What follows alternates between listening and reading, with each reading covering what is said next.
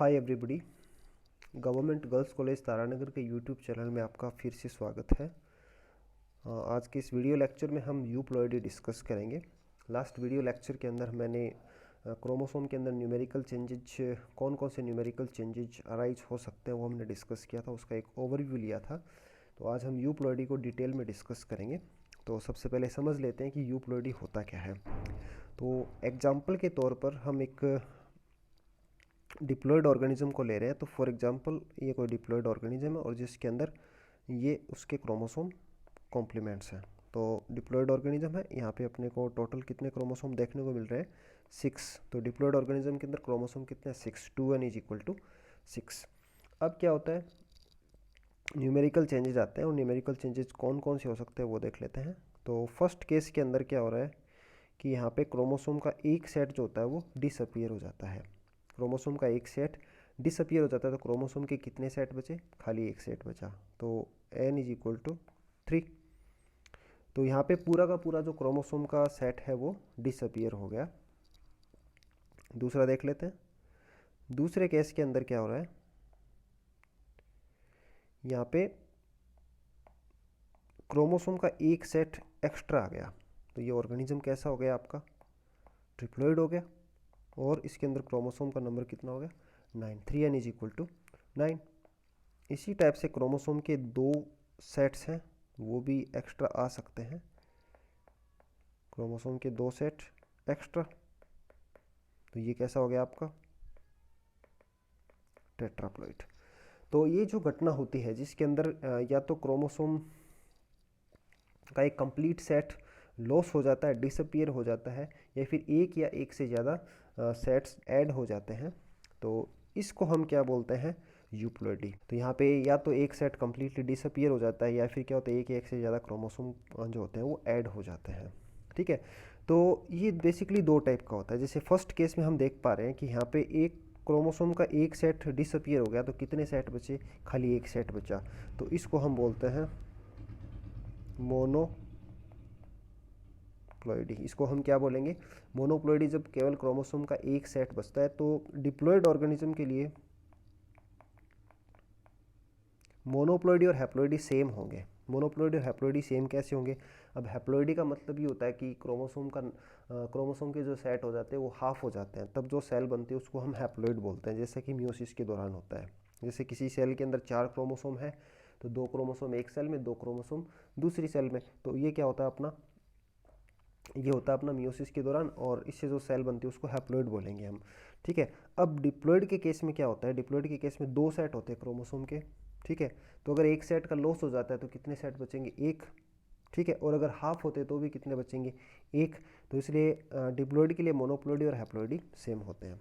तो फर्स्ट जो होता है यूप्लॉइडी का टाइप वो होता है मोनोप्लॉइडी, और दूसरा जो है जिसके अंदर क्या होता है, क्रोमोसोम के जो सेट्स होते हैं वो ऐड हो जाते हैं, 2 से ज़्यादा हो जाते हैं, 3 हो सकते हैं, 4 हो सकते हैं, 5 हो सकते हैं। ठीक है, तो इसको हम क्या बोलते हैं? पॉलीप्लॉइडी। दो टाइप की यूप्लॉइडी होती है। यूप्लॉइडी दो टाइप की होती है, और दो टाइप की कौन कौन सी है? पहली है मोनोप्लॉइडी और दूसरी है पॉलीप्लॉइडी। मोनोप्लॉइडी and polyploidy. तो सबसे पहले हम डिस्कस कर लेते हैं मोनोप्लॉइडी। तो मोनोप्लॉइडी के नाम से पता चल रहा है कि इसके अंदर क्या होगा? अभी अभी हमने बात की, only one set of chromosome, only one set of chromosomes. अब हम कुछ एग्जांपल ले लेते हैं। जैसे एक हम डिप्लॉइड ऑर्गेनिज्म का एग्जांपल ले लें और एक हम टेट्राप्लॉइड का ले लेते हैं, जिससे अपने को आसानी से समझ में आ जाएगा कि मोनोप्लॉइड्स क्या होते हैं और हैप्लॉइड्स क्या होते हैं। जैसे अपने पास एक डिप्लॉइड ऑर्गेनिज्म है, अपने पास एक डिप्लॉइड ऑर्गेनिज्म है, 2n ऑर्गेनिज्म है। अगर हम इसके मोनोप्लॉइड की बात करें तो मोनोप्लॉइड किसी भी इंडिविजुअल का ऑलवेज कैसा होगा? वो n ही होगा। उसका ऑलवेज क्रोमोसोम के एक सेट ही उसके अंदर देखने को मिलेंगे। और डिप्लॉइड की अगर हम हैप्लॉइड की बात करें तो हैप्लॉइड का मतलब होता है कि half number of chromosomes, chromosome के आधे सेट्स ही बचते हैं। तो इसके लिए जो हैप्लॉइड है वो भी कितना होगा? n होगा। 2 का आधा कितना होगा? 1। तो एक डिप्लॉयड ऑर्गेनिज्म के लिए मोनोप्लॉइड्स और हैप्लॉइड्स दोनों ही क्या होते हैं, सेम होते हैं। ठीक है, अब हम देखते हैं एक फॉर एग्जांपल टेट्राप्लॉइड ऑर्गेनिज्म की बात कर लें। एक टेट्राप्लॉइड अगर ऑर्गेनिज्म को हम देखें जिसके अंदर क्रोमोसोम के 4 सेट होंगे। अगर हम इसके मोनोप्लॉइड की बात करें तो अभी हमने बात की कि मोनोप्लॉइड तो कैसा भी हो उसके अंदर क्रोमोसोम के सेट एक ही क्रोमोसोम का सेट होगा, लेकिन हैप्लॉइड के अंदर क्या होते हैं, क्रोमोसोम के सेट आधे हो जाते हैं। तो टेट्राप्लॉइड के अंदर 4 सेट होते हैं क्रोमोसोम के और हैप्लॉइड के अंदर यहाँ पे कितने होंगे, 2 सेट होंगे। तो एक टेट्राप्लॉइड के लिए ये क्या हो गए, डिफरेंट हो गए। इसी प्रकार से हेक्साप्लॉइड है, ऑक्टोप्लॉइड है, तो उनके लिए क्या होंगे, ये मोनोप्लॉइड्स और हैप्लॉइड्स डिफरेंट होंगे। ठीक है, डिप्लॉइड जो होता है ऑर्गेनिज्म उसके लिए मोनोप्लॉइड और हैप्लॉइड क्या होते हैं, सेम होते हैं।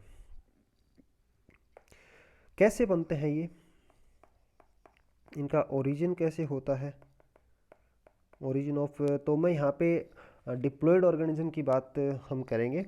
और डिप्लॉयड ऑर्गेनिज्म के लिए अगर हम बात करें तो मोनोप्लॉइड्स को हम क्या बोलेंगे, हैप्लॉइड्स। ओरिजिन ऑफ हैप्लॉइड्स, तो एक एग्जांपल हम लेते हैं हनी बी का। हनी बी, मधुमक्खी जो है, मधुमक्खी के अंदर जो एग होते हैं, तो ये एग 2 टाइप के एग होते हैं। ठीक है,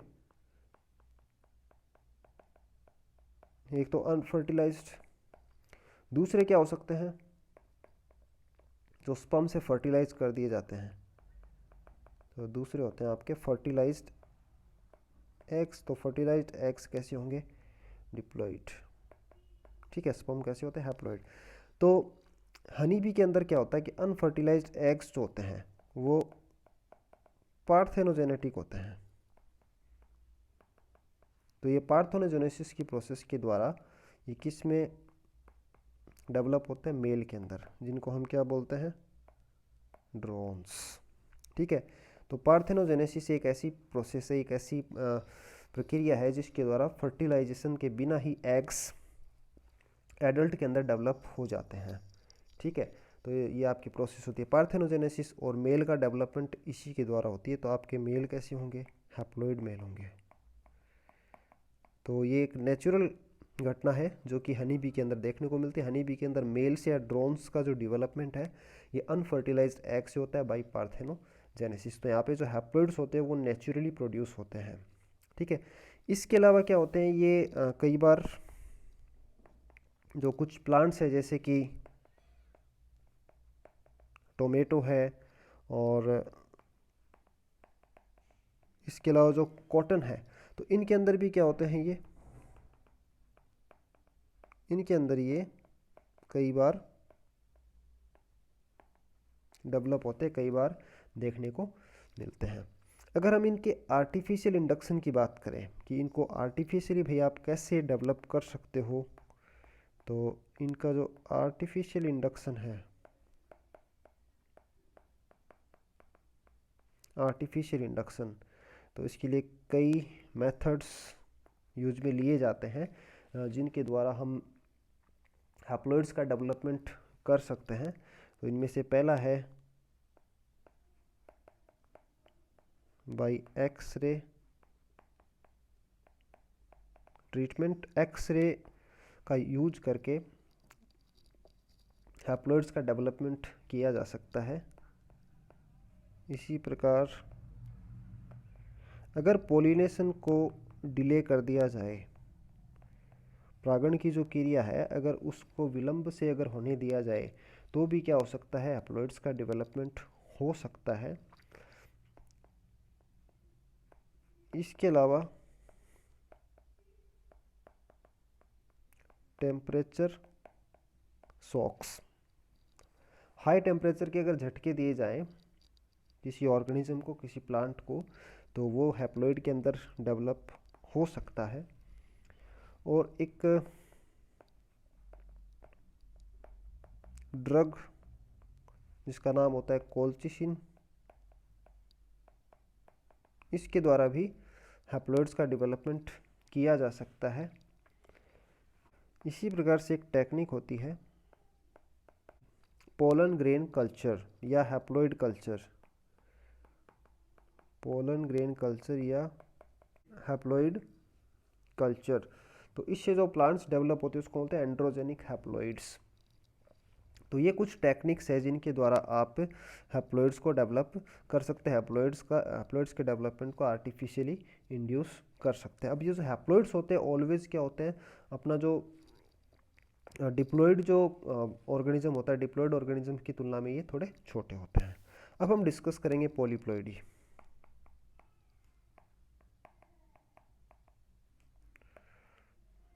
तो पॉलीप्लॉइडी के अंदर क्या होता है, क्रोमोसोम का जो सेट्स होते हैं, क्रोमोसोम का नंबर जो है, क्रोमोसोम सेट्स की संख्या 2 से ज़्यादा होती है। जैसे हम एग्जाम्पल के तौर पर वही अपना डिप्लॉइड ऑर्गेनिज्म हम लेते हैं। जैसे अपने पास कोई ऑर्गेनिज्म है जिसके अंदर 2 सेट हैं क्रोमोसोम के, और 2 सेट से बढ़ के कितने हो सकते हैं, 3 हो सकते हैं, 4 हो सकते हैं, 5 हो सकते हैं, 6 हो सकते हैं, एंड सो ऑन। तो अगर 3 सेट होते हैं क्रोमोसोम के तो उसको हम बोलते हैं ट्रिप्लॉइड्स। 4 होते हैं तो टेट्राप्लॉइड्स, 5 होते हैं तो पेंटाप्लॉइड्स, और अगर 6 है तो हेक्साप्लॉइड्स। तो ये जो सारे के सारे हैं किसके अंदर आते हैं, पॉलीप्लॉइडी के अंदर आते हैं। पॉलीप्लॉइड्स 2 टाइप के होते हैं। पहला है ऑटोपॉलीप्लॉइड्स, और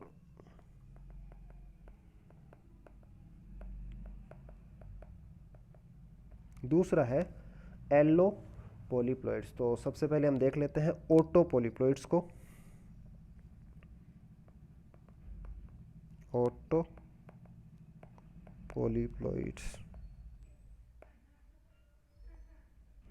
तो ऑटोपॉलीप्लॉइड्स के अंदर क्रोमोसोम के सेट तो बढ़ेंगे, लेकिन जो एडिशनल सेट जो आएगा, तो एडिशनल सेट या जो एडिशनल सेट्स हैं, ठीक है, वो सेम स्पीसीज के होते हैं। ठीक है, एडिशनल सेट्स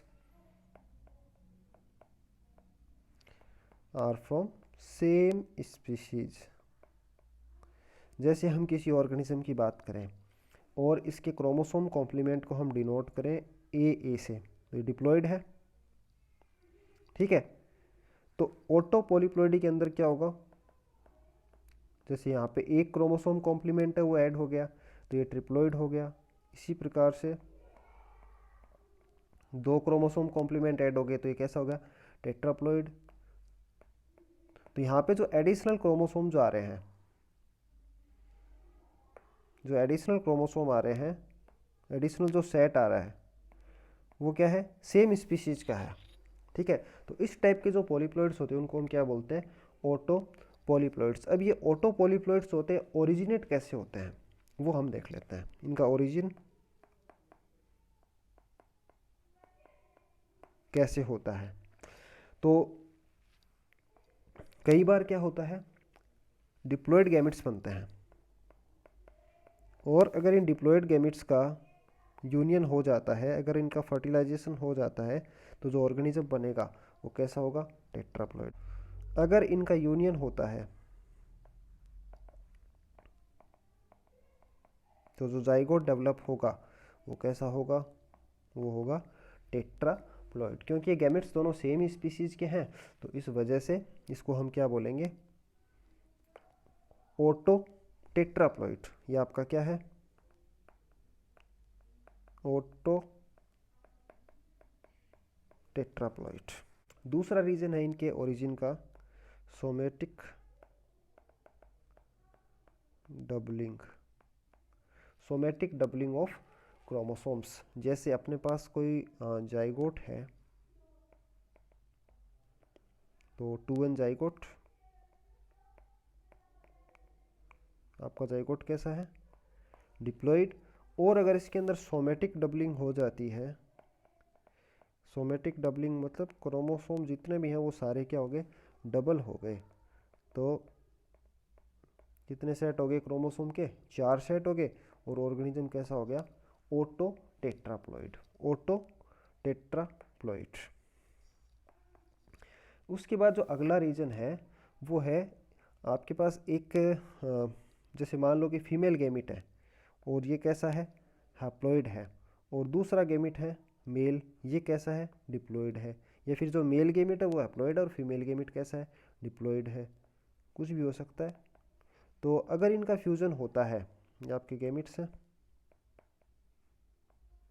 तो एक हैप्लॉइड गेमिट का यूनियन होता है एक डिप्लॉइड गेमिट से, तो इससे जो ऑर्गेनिज्म बनेगा वो कैसा होगा, ओटो ट्रिप्लॉइड, ओटो ट्रिप्लॉइड। इसी प्रकार क्या होता है, मान लो कि कोई क्रॉस होता है, ठीक है, और ये क्रॉस किस किस के बीच में होता है, एक टेट्राप्लॉइड प्लांट के बीच में और एक डिप्लॉइड प्लांट के बीच में, ठीक है, दोनों के दोनों सेम स्पीशीज है। तो क्या होगा, तो अपने पास एक पहला ऑर्गेनिज्म है, पहला प्लांट है, कैसा है, टेट्राप्लॉइड, और दूसरा जो प्लांट है वो कैसा है, डिप्लॉइड। तो इनसे जो गैमेट्स बनेंगे वो कैसे होंगे, हैप्लॉइड गैमेट्स। तो जो फर्स्ट पेरेंट है इससे जो गैमेट बनेगा वो कैसा होगा, डिप्लॉइड, और दूसरे पेरेंट से जो गैमेट बनेगा ये कैसा होगा, हैप्लॉइड। अगर इनका यूनियन होता है तो क्या होगा, क्रोमोसोम ए ए ए, तो ये कैसा हो गया आपका, ओटो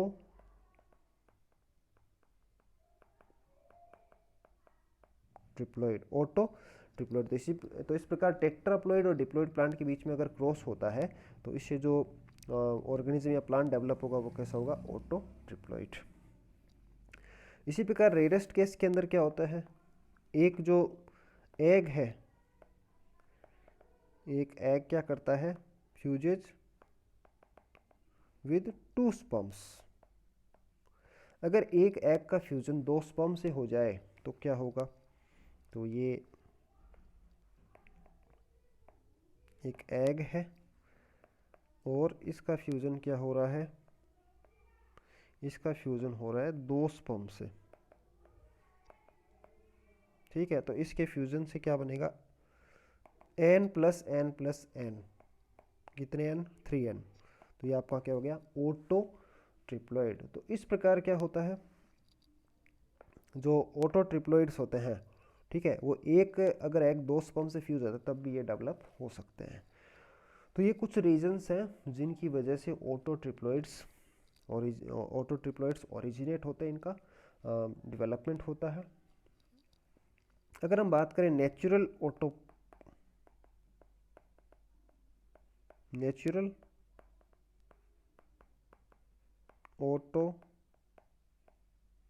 पॉलीप्लॉइड्स, तो नेचुरल ओटो पॉलीप्लॉइड्स देखने को मिलते हैं तो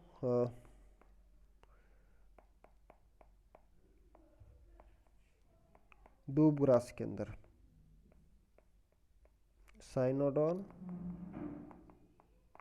डैक्टिलोन, तो इसके अंदर एक ओटो ट्रिप्लॉइड्स बेसिकली देखने को मिलते हैं। इसी प्रकार से जो राई है, तो राई के अंदर भी क्या होता है, तो राई की स्पीशीज सिकेल सीरियल, तो इसके अंदर ओटो टेट्राप्लॉइड्स देखने को मिलते हैं और इनको इंड्यूस भी किया जा सकता है, और इंड्यूस करके कई प्लांट्स जो है कोल्चिसिन के ट्रीटमेंट से कई स्पीसीज के अंदर ओटो पॉलीप्लॉइड्स डेवलप किए गए हैं, जैसे कि बनाना, पोटैटो, कॉफ़ी। तो इनके अंदर ओटो पॉलीप्लॉइड्स कोल्चिसिन के ट्रीटमेंट के द्वारा डेवलप किए जा सकते हैं। अब हम इनके कुछ कैरेक्टरिस्टिक्स डिस्कस कर लेते हैं, इनके कुछ जो अभिलक्षण हैं वो देख लेते हैं। कैरेक्टरिस्टिक्स, तो पहले तो क्या होते हैं, ये साइज में बड़े होते हैं। दूसरा, इनकी ग्रोथ रेट ज़्यादा होती है, विग्रस ग्रोथ ये शो करते हैं। इनके अंदर क्या होता है कि जैसे ये साइज में तो बड़े होते हैं, इनके जो बॉडी पार्ट्स होते हैं वो भी कैसे होते हैं, बॉडी पार्ट जैसे कि लीव्स है, फ्रूट्स है, फ्लावर है, सीड्स है, तो ये बड़े होते हैं। इनके अंदर सामान्यतः देखा गया है कि इनकी जो फ्लावरिंग होती है वो देरी से होती है, डिलेड फ्लावरिंग इनके अंदर देखने को मिलती है। अब जैसे अभी अभी बात की कि सीड्स की संख्या कम होती है, लेकिन जो भी सीड्स बनते हैं वो कैसे होते हैं, बड़े होते हैं। Seeds are few but large. अब अगर हम बात करें कि जो पॉलीप्लॉइडी एक जैसे 4n से ऊपर अगर पॉलीप्लॉइडी होगी, जैसे पेंटाप्लॉइडी है या फिर क्या होता है हेक्साप्लॉइडी है, तो ये बेसिकली क्या करती है, कुछ अबनॉर्मलिटीज प्रोड्यूस करती है। और ये अबनॉर्मलिटी जो है वो कौन कौन सी हो सकती है, जैसे रिंकल्ड लीव्स हो सकती है, या कुछ केस के अंदर ड्वार्फिंग भी हो सकती है, और ओटो ऑक्टाप्लॉइड्स, या फिर अगर पॉलीप्लॉइडी से ऊपर है तो फिर क्या होता है, सर्वाइवल रेट जो होती है, सर्वाइवल रेट क्या हो जाती है, कम हो जाती है। सर्वाइवल रेट जो होती है बहुत ही लो होती है। अगर पॉलीप्लॉइडी ओटो ऑक्टाप्लॉइडी ऐसे फिर ऊपर होती है तो सर्वाइवल रेट क्या होती है, बहुत ही कम होती है। तो ये आपका था ओटो पॉलीप्लॉइडी। नेक्स्ट वीडियो के अंदर हम एलो पॉलीप्लॉइडी डिस्कस करेंगे।